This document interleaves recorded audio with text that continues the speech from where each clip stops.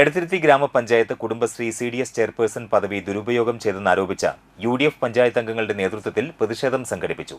LDF സ്ഥാനാർത്ഥിയുടെ തെരഞ്ഞെടുപ്പ് കൺവെൻഷനിലേക്ക് കുടുംബശ്രീ അംഗങ്ങളെ നിർബന്ധപൂർവ്വം പങ്കെടുക്കണമെന്നാവശ്യപ്പെട്ടുകൊണ്ട് സോഷ്യൽ മീഡിയയിലൂടെ നിർദ്ദേശം നൽകിയത് ചട്ടലംഘനമാണെന്ന് UDF അംഗങ്ങൾ ആരോപിച്ചു.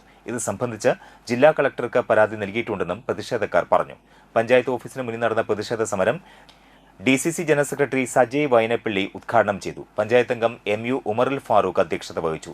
പഞ്ചായത്ത് അംഗങ്ങളായ PK Hamza, PS Shah Jahan, Shaji Kannankilakath, KI Muhammad Nabeel, Congress മണ്ഡലം പ്രസിഡന്റുമാരായ TK പ്രകാശൻ, PD സജീവ്, നേതാക്കളായ PP സലീം, TN നാസിമുദ്ദീൻ, വനിതാ ലീഗ് ജില്ലാ ട്രഷറർ സാജിദ പുതിയവീട്ടിൽ, രാമകൃഷ്ണൻ തുടങ്ങിയവർ സംസാരിച്ചു.